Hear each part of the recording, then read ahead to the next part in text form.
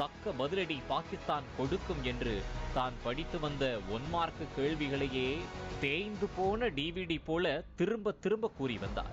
பேட்டி முழுக்க மாட்டிக்கிட்டோமே என நினைத்து அந்த அமைச்சர் கொடுத்த முகபாவனைகள் பாவம் உண்மை நிலைமைய சொல்லாம சொல்லிவிட்டன. ஆனால் சர்வதேச அரங்கில் ஆமாப்பா தீவிரவாத அமைப்புகளுக்கு நாங்க தான் புகலிடம் அளிக்கிறோம் என்ற உண்மையை கூட பகிரங்கமாக ஒப்புக்கொள்ளவும் முடியாமல், அதை நிறுத்த பயங்கரவாதிகளை அடக்கவும் முடியாமல் பாகிஸ்தான் திணறி வருவது இந்த பேட்டியின் மூலம் அம்பலமாகிறது. இந்த பேட்டியை எடுத்த ஸ்கை நியூஸ் நெறியாளர் யால்டாவை இந்தியர்கள் வெகுவாக பாராட்டி வருகின்றனர். கொஞ்சம் கூட சிரிக்காம, கோவப்படாம, கத்தாம, கூச்சலிடாமல் நிதானமாக தான் கேட்ட கேள்வியின் நோக்கத்திலிருந்து உண்மையான பதில் வெளிப்பட வேண்டும் என்பதற்காக மிகவும் ப்ரொஃபஷனலாக அந்த பெண் செய்தியாளர் பணியாற்றி இருப்பதாக வாழ்த்துக்களையும் குவித்து வருகின்றனர். நம்ம Ashwin sweets and snacks export பண்றதுக்கு 7373041434 மற்றும் www.ashwinsweets.com கான்டாக்ட் பண்ணுங்க.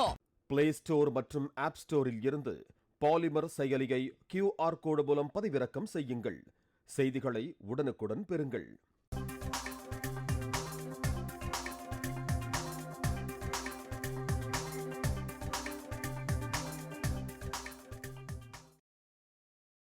Satyabama Institute of Science and Technology, Chennai and Sriperumbudur.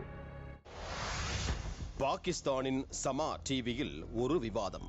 போர் தூண்டப்படுகிறதா என கேட்கிறார் செய்தியாளர். அதற்கு பதிலளித்த அந்நாட்டின் பாதுகாப்புத்துறை அமைச்சரான கவாஜா ஆசப், போர் வரப்போவது கண்முன்னே தெள்ளத் தெளிவாக தெரிகிறது.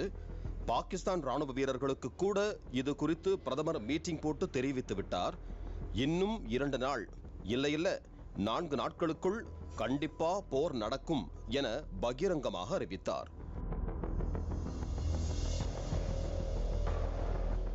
இவர்தான் பாகிஸ்தான் மேற்கத்திய நாடுகளுக்காக 30 ஆண்டுகள் தீவிரவாதிகளுக்கு புகலிடம் கொடுத்ததை பகிரங்கமாக ஸ்கை நியூஸ் தொலைக்காட்சிக்கு அளித்த பேட்டியில் ஒப்புக்கொண்டவர்.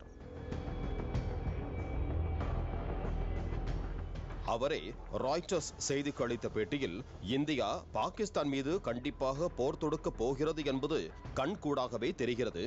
நாங்க தயாராகத்தான் இருக்கிறோம். கடல், தரை, வான் என எப்பகுதியில் இருந்து